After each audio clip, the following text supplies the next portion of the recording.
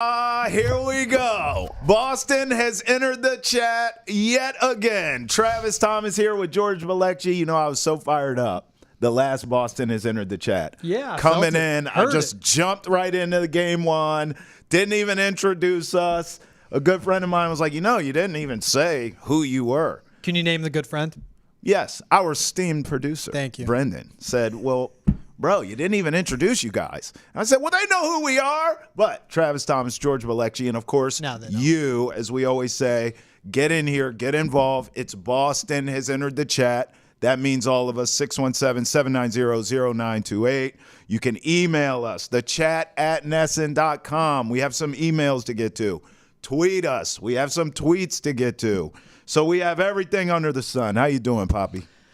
Doing great. Because it's nice to sleep off that Celtics win. Oh.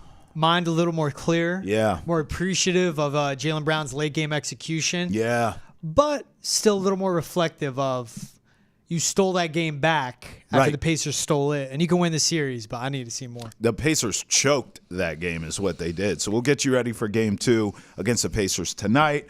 And by the way, ESPN's latest mock draft has the Celtics taking Bronny James. So we'll discuss that. Plus, we'll hear from Don Sweeney on the future of the Bees as well. All that and then some in this Boston has entered the chat. But first, George must get something off of his chest. The floor is yours, sir. Man, just watch him back on that Pacers-Celtics finish last night. And I'm saying everything from the final 2 minutes all the way into overtime. Yep. What the Jays were able to do in the extra period, especially with Jason Tatum finally finding his guts and his shot and pulling through, was crucial for this team. But the Celtics have to understand, they will not be gifted an opportunity like that when they get to the finals. When you're facing the Timberwolves or the Mavericks and Luka Doncic or Anthony Edwards or Kyrie Irving as the guys running the shows for either team, or just the vets throughout those rosters, they're not going to literally hand you a game back like what the Pacers did. Shout out to Nembhard, the 2 impossible shots he hit, hunting down Al Horford, and saying, I know what I got in front of me. I'm a shooter here, having that uber confidence. But you're not going to have, Tyrese Halliburton, after Jason Tatum misses a 3, doing an awful sidestep 3 over Al Horford. You're going to have him taking him to the cup. A guard will do that, right? Right. Or even when Derek White misses a bunny and Jason Tatum didn't want any part of that ball in his hand, missing that fadeaway off his back foot. Or Tatum misses a 3, Halliburton, that loose ball off his knee, or blocking Derek White from the back. Just the way the Pacers gave this away. And then let's go into the final 10 seconds. Not calling a timeout to advance the ball beyond half court. Having that awful inbound play. The only thing I'll give Carlisle as a blunder. Or just not fouling Jaylen Brown.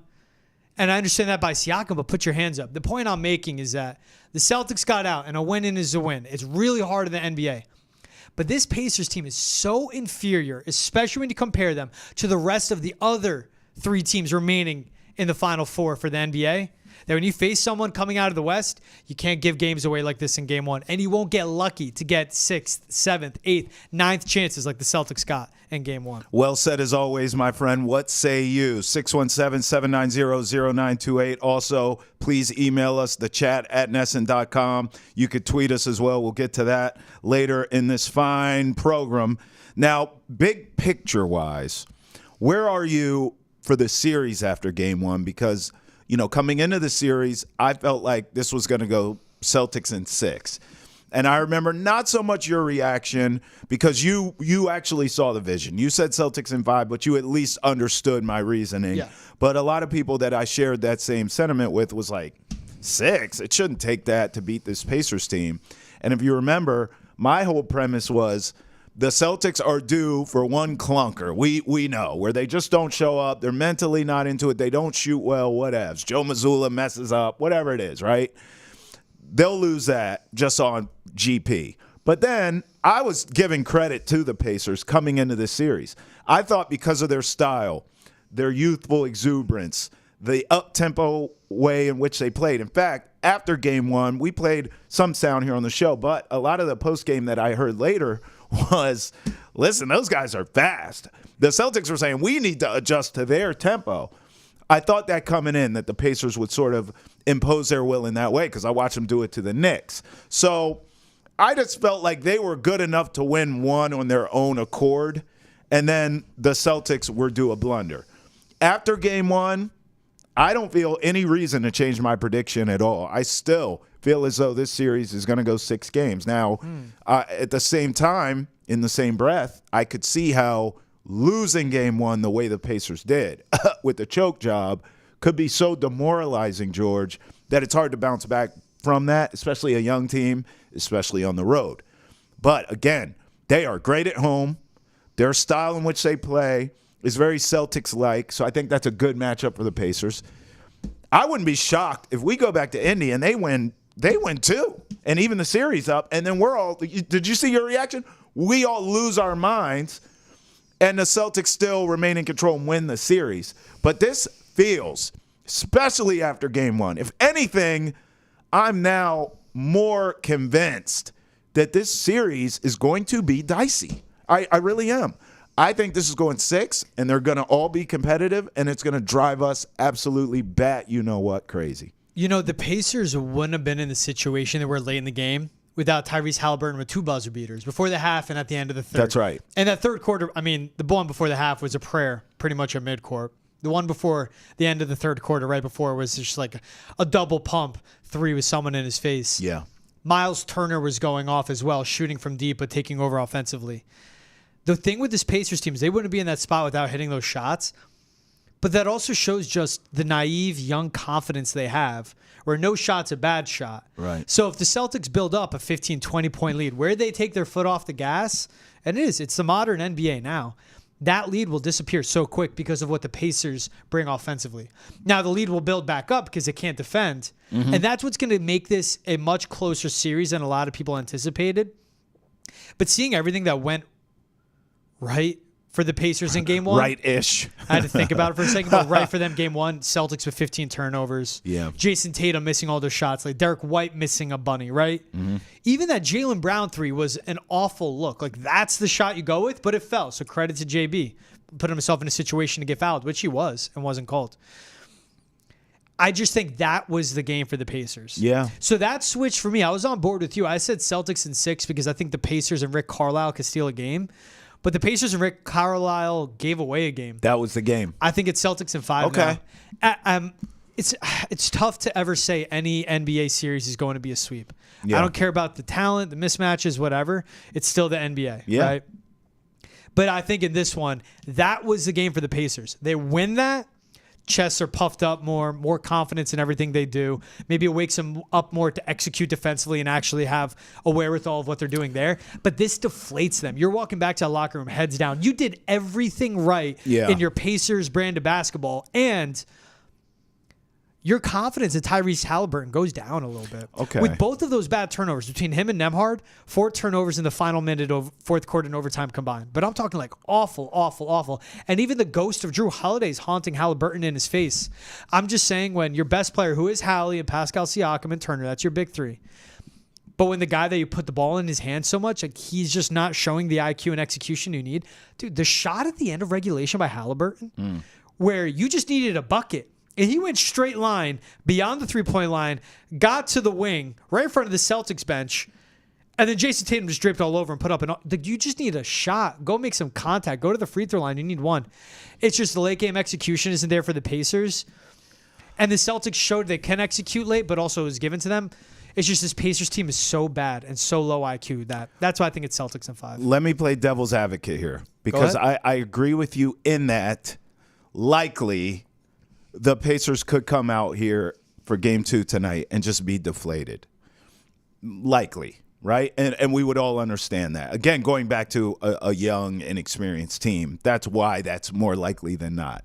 But there is a flip side to the coin where, listen, their coach is a veteran. Their coach has been there, done that. He could really get in this team's psyche and actually turn game 1 into a moral victory. In the sense of, guys, we gave that game away. Turnovers, stupid stuff late. I mean, look, I think they could come out game 2 tonight and be a problem and still have their chests poked out, George, and still feel like, yeah, you're right. That was a game we should have stole and won. We didn't, so we got to get this one. They have to get one in Boston at some point, right? I would Now, let me ask you this. Would you be shocked if the Pacers win this game tonight? Because I would not. I would be because of how bad that loss was in game Okay, one. because you think they'll be demoralized. Because of how poorly they just crap that all away. With the awful execution, the bad turnovers. Yeah.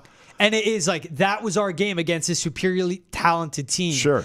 And now the Celtics going from seeing a bad offensive Heat team, a bad offensive Cavs team who was without D. Mitch, Karis LeVert, and Jared Allen, right? Now they saw this high-octane offense and attack coming their way. And that was their first game, like, settle down. Okay, now we know what we're going to see. We see the pace they play, makes, misses, how quickly they get up the court. All right, we got that first taste. We know what to do to adjust. The Celtics are athletic enough. They defend well enough. Yes. And they're smart enough with leadership that they'll make the adjustment. So this is, to me, as the Celtics. I went and laid the points. You know, when I went to overtime, I'm like, nice, Celtics will win by 10 now. Right. To cover for me. I'm going to go back and lay the points game 2 Celtics because they got that first piece, that first feel of a Pacers attack. Now they know how to make the adjustments. I may be interested on the other side of that bet. What's that line on that? Look, I'm going here.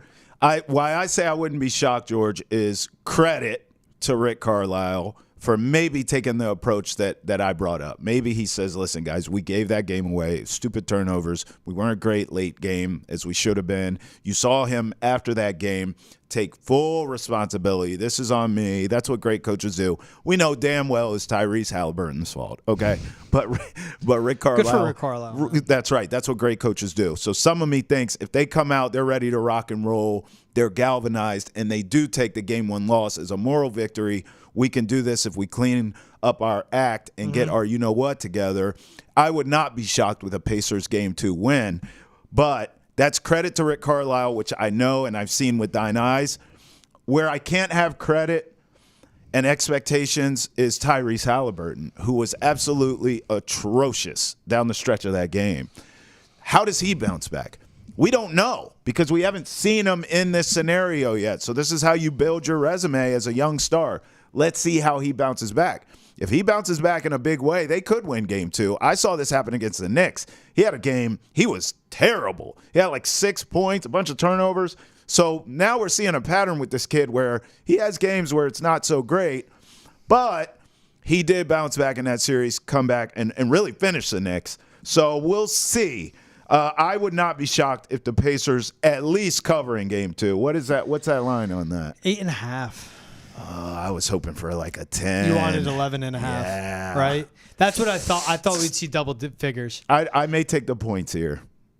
I may go out. You're gonna have people like me that come in and lay the 8.5. Yeah. And then that number will go 9, 9.5. Yeah, I might wait. It'll be 10, 10.5 by tomorrow. Yeah. Some quotes come out about Jason Tatum being pissed off, wanting to be smarter, better. Hey, how good is he when he's actually mad? What are the keys? Hits it in OT, man. What are the keys to game 2? It's got to be Tatum, right? Aggressiveness, assertiveness. Let me start with the disciplined defense. Okay. Trailing threes, understanding the range that this offense has and the shooters. And also for them to know, they figured out what was Indiana doing? Hunting Al Horford. Right. What was Boston doing? Hunting Tyrese Halliburton. Right. So how do you make up for that? We saw a lot of minutes from Luke Cornett. We saw a lot of minutes from Peyton Pritchard, and Peyton Pritchard's plus-minus was terrible. I mean, TJ McConnell was taking his lunch, but it comes to the disciplined defense on respecting the shooters, understanding the range of the offense, and figuring out a way to protect and hide Al Horford in a way. Because Indiana's athletic. That's what doesn't. I don't get it how they can't defend with how good their athletes are, but they keep going it out. So for me, it starts with the disciplined defense, and then it's cutting down on turnovers. You had 15 in game 1. This is a team that's had about 10. And then I like your point. Yeah, I jump on with you. Jason Tatum, it was such an empty 36. I know. It was an awful 36. I know. And you can see that he needs to want to be in the moment. Jaylen Brown wants it. Hitting tough shots, driving to the hoop, finishing with his left hand, right? Mm-hmm. Everyone knocks him on his left hand. Hitting that 3, obviously, to send it to OT. Jaylen Brown rose to the occasion, and his team followed him. But Jason Tatum, and this is what gets me, with the missed 3, and then that after Derek White missed his offensive rebound, not going up strong. Come on. He didn't want the ball in his hands in those moments. Yeah. And you have to be when you're that talented and that skilled. He was shooting it up to that point, but you have to want it in those big moments. The pressure for Jason Tatum is different than the pressure for Jaylen Brown because everyone's done with Jaylen Brown's the highest paid player annually in the NBA history. Like everyone's done with that. Like that was beaten to the ground in the offseason. Now it's Jason Tatum in Boston in the spotlight again at his age, coming up short in the big moments. In the finals, Jaylen Brown was their best player. Eastern Conference Finals, both those guys were banged up, but Jaylen Brown was great leading up too. Brother, you are preaching because two things that have jumped out to me. Maybe it's the make-believe coach in me. Like I always have some Friday night lights in me for some reason. But when you were talking about the Pacers defense not being great, right? Oh. And then also you're talking about Tatum wanting the ball in these moments. The only thing in my head is effort and attitude, because on the Pacers side of things, because they are so helter-skelter, run up and down, run and shoot, essentially, I just don't think they have interest in playing defense, quite frankly. We're going to outscore you. This is how we play. You and I both know we've played sports in our lifetime. A lot of defense, yeah, sure, of course it's technique. But a lot of it also is attitude. I'm not going to let you come into my house and take my food. It just ain't happening. I'm going to shut you down. We need to stop here to win this game or secure the game or come back in the game, whatevs. Yeah. And you have that mentality, I'm not letting you get to this basket, or I'm not letting you pass or shoot or whatever. That's attitude. Same thing with Jason Tatum.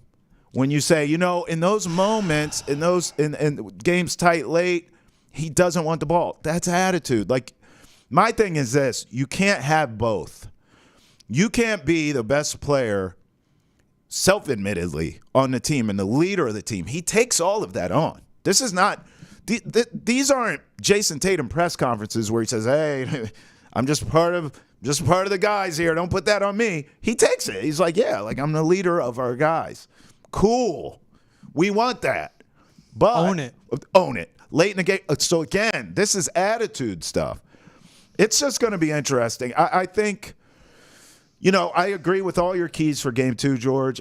I know you're going to think I'm just beating this drum over and over again, and maybe I am, but I'm still waiting.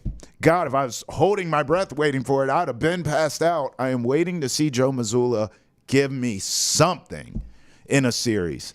Give me something. This team being so bad, late game, there is just no excuses anymore at this point. And then, I've heard a lot of this. I've heard enough of this I could take today of, in overtime, it shouldn't have been in overtime. Can we talk about that? So, yeah. I need something from Joe Mazzulla because, again, we've sang the praises of Rick Carlisle already on this show. We have not even mentioned Joe Mazzulla because there's nothing to mention. I need more from him. Adjustments, better clock management late in the game. Don't use timeouts inexplicably. Like, there's a lot of things I need to see from Joe that I have not seen in the playoffs, period. So one of my keys for tonight's game is let's get Joe Mazzulla doing something of positive note for this team. Yeah. Other than having him ready to play. I always give him credit where it's due there. Joe Mazzulla always has his team ready to go. Even when they lose at home, I feel like he has done his part to have them amped up. Coming out of timeouts, his whiteboard game's been good, but his adjustments are trash. How to answer to the Pacers breaking out that press throughout the game, right? Right. And also just adjusting to the guard play they have, and again, how they're hunting Al Horford. You got to do something with there. You have 5 guys that are great defenders on the floor. Absolutely. 1 through 5, no matter who's out there, unless it's Sam Hauser or Luke Cornett out there. But they still know what to do in their role. No doubt. For me, the drum I'm going to continue to beat is Jason Tatum. Yeah. Because I've said it, and it's how the roster is constructed. He's your playmaker. You run the offense through him. But if he's going to touch that ball that much and have that much pull and influence on how the offense goes, especially late in the game, he has to have the confidence to want to take those shots and make them. Yeah. If this guy comes out and his three-point shot is hitting and he's getting to the free throw line and he starts with 12, 13 points in the first quarter, flirting with 25 by half, and he drops 40, that's fine if it's all go from the get. But can you overcome that awful start to the good finish? And he did it in overtime. Nice, man. You took TJ McConnell to the cup and hit it. And you hit it 3. Finally. About time you take enough of those, right? But it's what was in the fourth quarter. Like, that's when it needs to be, when your team needs you most and the pressure's most, and he don't want any part of that. No, I agree. This team will always go as far as Jason Tatum takes them because that's how it's constructed. Well, it's also Boston. Like, here's the thing. The pressure's different. Yes. If we're Even it's not Denver, man. That's what I'm saying. If Dallas. we're doing New Orleans has entered the chat and we're talking about the Pelicans and Jason Tatum, it's a completely different conversation. That's not what the hell we're doing. Like, in this town, it's titles, it's banners. And if you're the man, you, as George said, you have to own that. 617-790-0928. Call us on the Boston has entered the chat hotline. Get involved. We want to hear from you. You can also email us, thechat@nesson.com.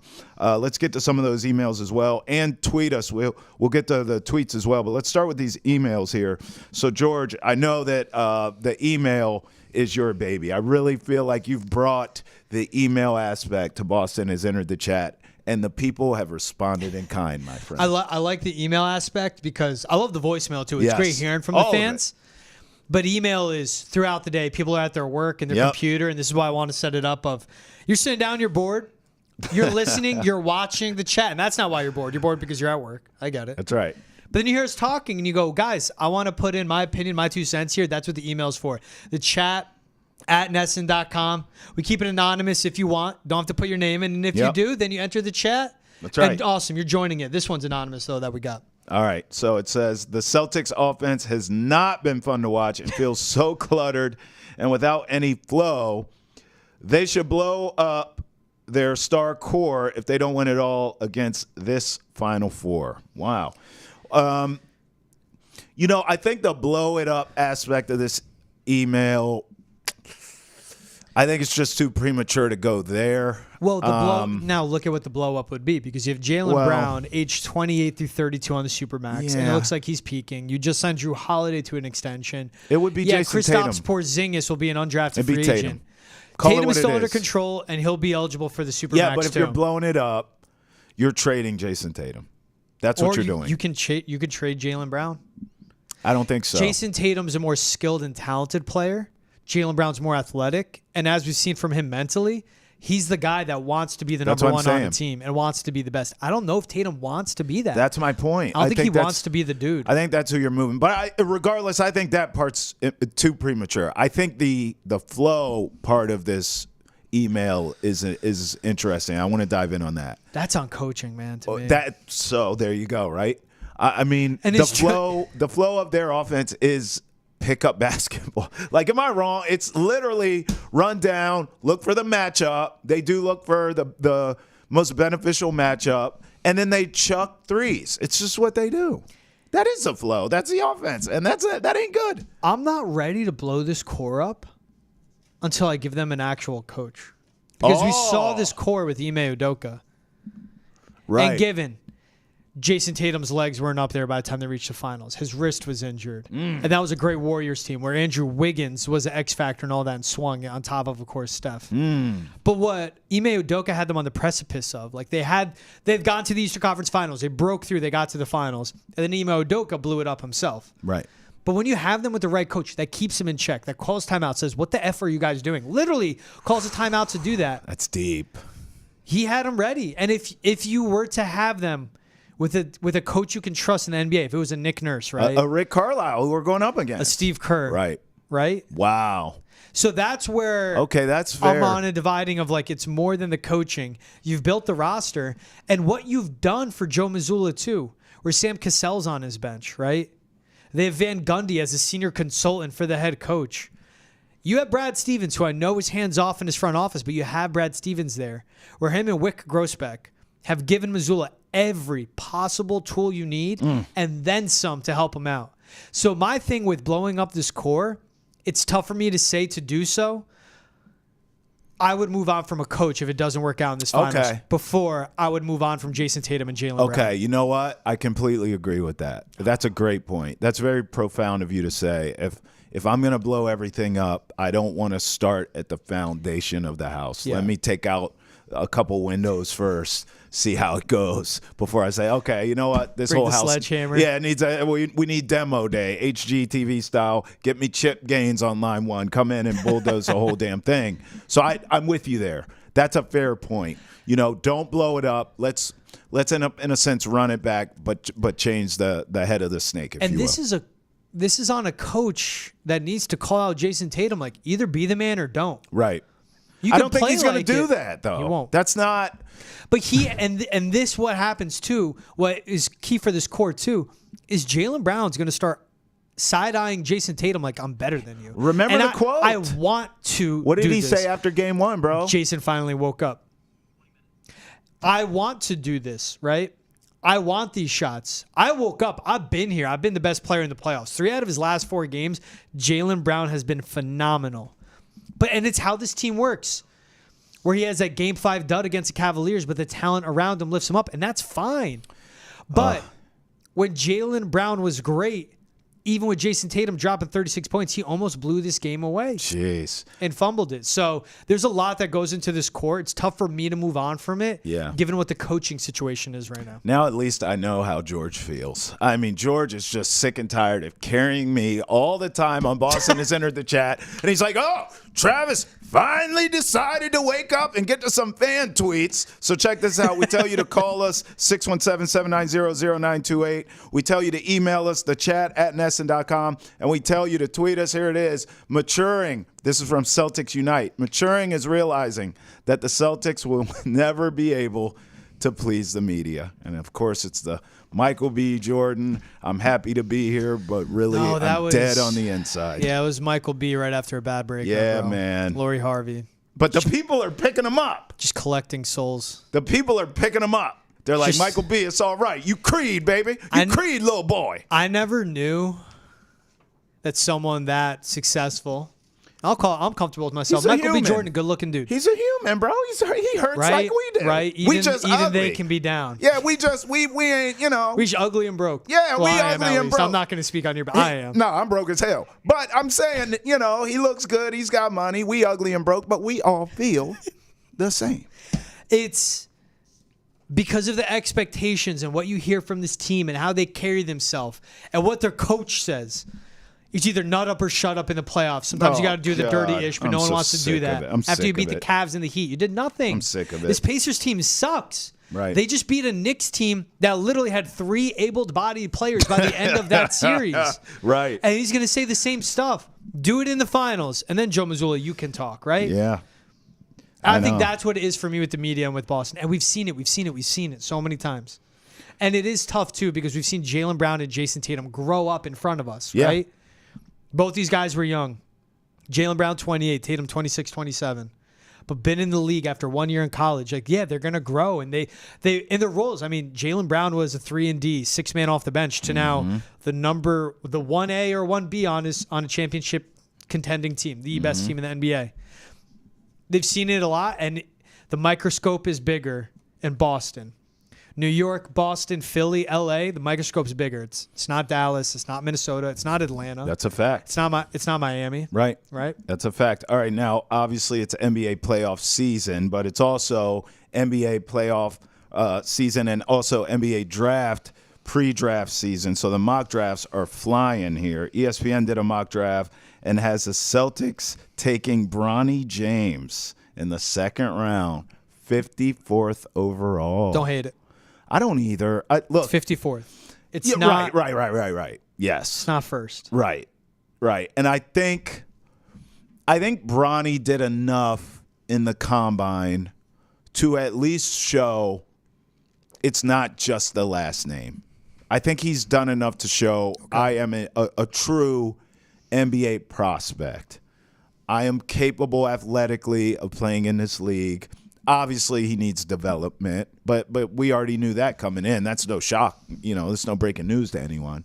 So I was actually impressed with him at the combine. I came into the combine hating. I'm just going to be honest with you. I was a full-blown hater. I thought this isn't going to work. This is nepotism, blah, blah, blah. And I thought he would not embarrass himself. That's too strong. But I thought it would be obvious that he needed more seasoning before coming to the league. And sure enough, he did enough to where he didn't wow anyone, but he did not embarrass himself. He did show that he belongs. So for that, I agree with you. I don't have a problem if that were the pick. But I'm really going to blow your mind here. And I've mentioned this to you before, and I literally saw your soul leave your body when I said it, but I mean it. Let me preface my comments by saying I am an Al Horford fan. But he's getting a little long in the tooth. We're about to get Al his ring. I believe that. I believe the Celtics win the title. I think it's time to start considering life after Al Horford. So you know what I'm thinking. That's fine. Pick 54 in the second round overall. The Boston Celtics select Zach Edey, center, out of Purdue. Now, y'all see this? Y'all see what I'm dealing with? Hear me out. Much like I said, Bronny at the Combine impressed me.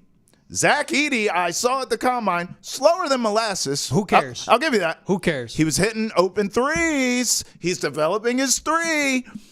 Zach Edey can do the same things Al Horford can do. He doesn't bring you the leadership, duh. But he can go in the post and get you some points. He can protect the rim. If I can get Zach Edey to start knocking down open threes, I would like to have that guy coming off the bench. And I personally would rather a Zach Edey with that pick than a Bronny James. You let Kristaps Porzingis walk. Wait a minute, slow down. What? You signed Miles Turner in free agency. All right, okay. Go ahead. All right. Al Horford retires. All right. Luke Cornett, trade him away. Yeah. Zach Edey. Oh! I'm with it. We're hugging it out. I love you, man. Love you too, I love bro. you, man. I thought you were going to lose your mind. No, I see the vision. Huh? You see the vision? And a development piece. Or you keep Luke Cornett. I don't care. Yeah. But then you draft Edey and you get him to that point. I don't hate it. Come on. Think about who they have coming through the system with a Jordan Walsh, an athletic freak of a wing, can make up for the athletic deficiencies that a Zach Edey or Luke Cornett have out there. All right. But now I'm going real deep of like Miles Turner on, KP gone. Well, yeah. And changes the offense when you said let KP walk, my heart stopped. But then you came back with the Miles Turner. I got it. One move always has a move to follow. Well, let me ask you this. So if one move has a move to follow, hypothetically speaking, if we're wrong, you don't go Edey and you go Bronny. Yeah. I mean, is there any chance you think the old man comes on to Boston? This is the way I look at Bronny James as an NBA prospect. Okay. Because of his name, because of who he is, he has a microscope of why we're writing an article about who is the 54th pick in the NBA draft, right? Sure. Projected as. Right. And because of that, there's very unfair expectations. And we knew that since he started hooping. We saw him on the high school circuit, right? Mm-hmm. This kid, I think LeBron James Jr., Bronny James, should have stayed in college and should have developed a year or two. I agree. His game wasn't there yet, and it's nothing against him. But at his size, and he's athletic, but not athletic enough to be a 3-and-D guy in the wing to match up with his NBA guys. Yeah. But when an Eric Musselman comes to USC, look at his track record. Recent guys that come up to mind. I love Musselman. Isaiah Joe, Moses Moody, Anthony Black, Jalen Williams, right? He gets NBA guys to the league. Yes, he does. Learn and develop under him. But because there are a lot of dumb people out there, they see the last name and they say, oh, he's going back to college for his second year. The fact that he even went to college, he's a bust. He wouldn't be. If he gets into the NBA and is a contributor and a role player at worst, right? Awesome. Like, that's such a successful career, right? Yep. But now if you take Bronny James at 54, at best, you get Bronny James who develops into a role player, and LeBron James wants to come play with him. Oh. At worst, you trade Bronny James to wherever LeBron is. You get a haul back because it's his son. I don't want to talk about like it's a hostage situation, but let's be real. Like, there's going to be a reason the team's trading for him. Right. And you burned a second-round pick in a really weak draft. So my thing with Bronny James is that he should develop, and I would rather see him develop in college than grind it out in the G League or sit at the end of the bench in the NBA. The best way to develop is actually play in a game, right? And keep in mind, too, this is a kid coming off a major health scare last summer for his heart condition. That's right. Who knows how that affected his game? I'm not saying it is. I don't know. I'm not saying it did. But who knows if that did affect it, right? Yeah, no, There's so much that comes into this. So that's why we see this, just him put under the microscope with every move he makes. Yep. But I think that's how every team looks at it. And like, I wouldn't be surprised if a team like the Magic picks him at 18. For that, if that gives you a non-zero chance of getting LeBron James, you're going to draft him. Yeah. Or the Jazz picking at 29 or 30 or whatever they have at the end of the first. Or these teams in the second round like the Celtics. Right. And then imagine if you let Al Horford walk, Right. and you draft a Bronny Jr., and then a LeBron James comes, and with his IQ and his size and strength, he could play a 4-5. Yeah. With the wings around him, where he doesn't have to do as much. Yep. But he can have his IQ and be the general on the floor. And be a coach, man. He'd be great late game, too. Yeah. He'd be great late game. He's been there, done that, has a T-shirt. All right, I want to skate to the ice and talk into the season here. Press conferences. We heard from Don Sweeney with the Bruins. But first, Jorge, tell me about the spread. Check out the latest episode of The Spread. That's hosted by Ricky Doyle and Mike Cole. This week, the guys give out way too early Week 1 picks in the NFL, which I love. Talk NBA Finals and why the Celtics won't win. They just give a case. Or maybe they really feel it. Plus, whip around Scotty Scheffler's arrest, the Stenhouse Bush fight, and talk WWE. Yeah, that's the spread. Scotty Scheffler arrested, NASCAR fights, and WWE. And some football, of course. Mike and Ricky bring it all the time. Check out the spread wherever you get your podcast. NESN.com, YouTube, Facebook, Twitch. Like, review, and rate as well. Those guys are the best. Love talking in the office with them all the time. Oh, yeah. And they're nothing but a great time on the spread as well. Absolutely. All right, I want to rip through some sound bites with you and react on the back end. So Don Sweeney, had his end of the season press conference, and there was a lot going on. So I want to get to all these. So let's go rapid fire here. Here's Don Sweeney on signing Jeremy Swayman, which we've talked about a bunch, to a long-term deal. Take a listen. Well, it's clearly a priority, and Jeremy knows. I've told him this. He took us to arbitration just for clarity's sake. And again, that part of it, no different than Trent Frederick and being there and being able to settle. Sometimes those things happen in the course of business, and it's not an indication of whether or not we didn't believe in Jeremy Swayman, whether or not we don't think he's a big part of our future. We clearly engaged in conversation during the regular season to find a longer-term extension. We haven't gotten there yet. It's a priority now. It'll continue to be a priority until we get that across the finish line. He's a big part of our current team and the run that he went on in the playoffs and our future. Remember what you said you'd give Jeremy Swayman a blank check? Blank check. That's what he's fighting for right now. You hear Don Sweeney say he took us to arbitration. That's right. Because he wanted to fight to the end. Yeah. And he came out in the playoffs and proved it. Yeah. The Bruins know what they have to do. 6, 7. I don't even want to say 6. 7 to 8 million a year. Yeah. 7 years. You have him until he's 32, 33. Yeah. I mean, but wait, there's more. There's another damn good goalie involved here in Linus Ullmark. Don Sweeney on Ullmark's future. Take a listen to this. We're going to find a landing spot with Jeremy Swayman, and if we can make the math work, we're going to have the best tandem. If we can't, we're going to explore, or Linus, may come to us and change his mind.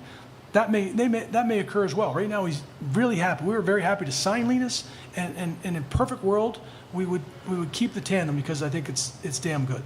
But we're going to explore opportunities. My phone's going to ring. I'm going to make calls. That's just what the job requires.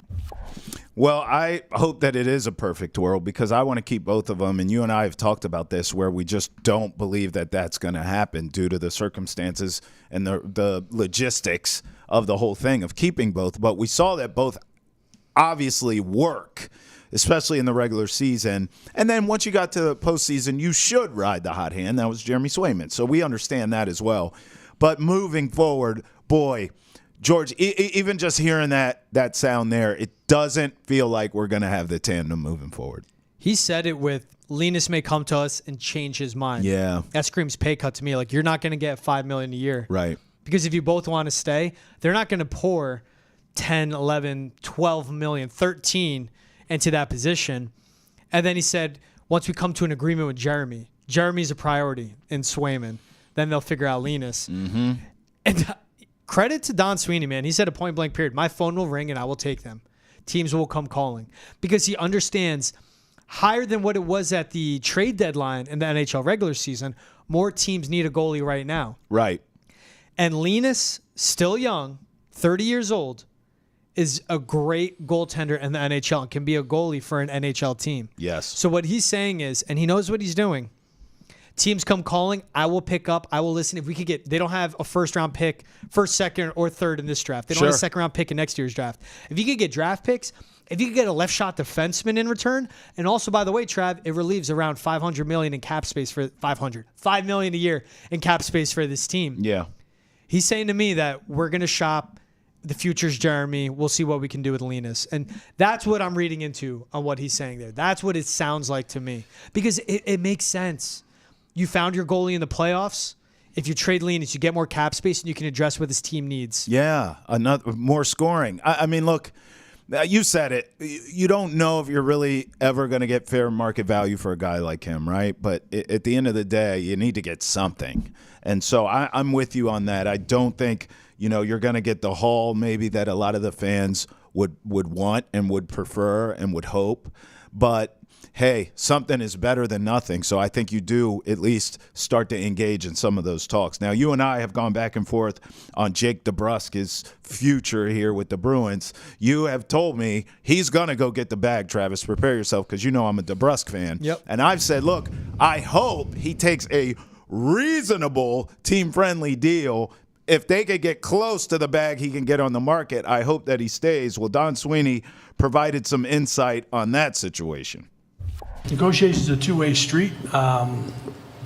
We took an aggressive position with Jake. No different than other players that have chosen not to re-sign and explore. That's within his right. Certainly at this time of the year. Do I see a path? Yeah, there's a path, and I told him that at our exits. That he's been a big part of our group. He elevated in the playoffs, and I would prefer to have Jake DeBrusk on our team, but he has some opportunity in front of him that he may pursue otherwise. This sounds like, and I hate saying these words, George is going to be right.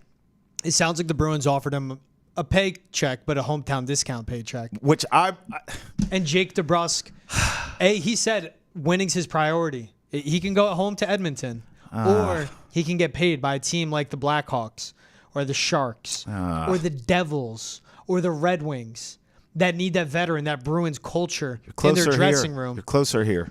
You're close here. You're so close. You just need some more help offensively. But the money has to make sense, because Jake, with Jake DeBrusk on the ice, that didn't cover up or blanket them needing a top line center, another dynamic wing, right? Another guy in the another defenseman right. as well. No, you're right. You're right. I hate saying it, but George is right. All right, how about this? We've talked about this, and we all agree. All of us in this chat agree that the Bruins just need to add players this offseason, particularly on the scoring side of things. Don Sweeney talked about that as well. We're going to be aggressive, to be able to complement what we currently have in some areas. Our team played hard. To Kevin's point of whether or not we can play faster or whether or not we can find players that will, create more anxiety in the forecheck, and some of the situations that, certainly you look at the teams that are still playing, they do a really good job of that. And pockets of time we did. Otherwise, we wouldn't have still been playing. The teams that are still playing are damn good, and they've earned the right to be there, and we didn't. It's hard to get in, and it's hard to continue to win, but I've got to find the players that complement our current group and push us forward. That soundbite reminded me of you, George, because I remember you telling me I was out and I watched the end of a Bruins-Panthers game, and then the West Coast, I think it was the Stars game, came on after, and the speed was completely different. Hearing him say that makes me think he felt the same way watching that, and is going to try to make the Bruins a little bit closer to that. Because you have to watch these teams vying for the Stanley Cup and know how far away you are. Yes. And that says it all to me. We have to be aggressive, complement what we currently have. You have toughness, you have defense, you have goaltending. Go out and get a one-line center, and Elias Lindholm. And then that kicks back Pavel Zacha, Charlie Coyle, Morgan Geekie. Geekie could play the wing too, so maybe Matty Patra slots in on your 4C. And then you have a Brazeau, Patra, Geekie line. Not terrible. You need to get a top six wing. Sam Reinert's out there. Jonathan Marchessault, who's a veteran and coming off a career year with the Knights, but they don't have cap space. Maybe bring a Tyler Bertuzzi back. Oh. They need to get a left shot defenseman. But I think it all starts, you have to go after Elias Lindholm. You have to get a number one center that can play with David Pastrnak and help be a dynamic playmaker for him, because he can't do it on his own. And then also you need to get another top six scoring winger. And a Marchessault, coming off a 6-year, $30 million contract, that's $5 million a year. He's probably hunting for 6 to 7. The money does work, but they're going to have to make some moves.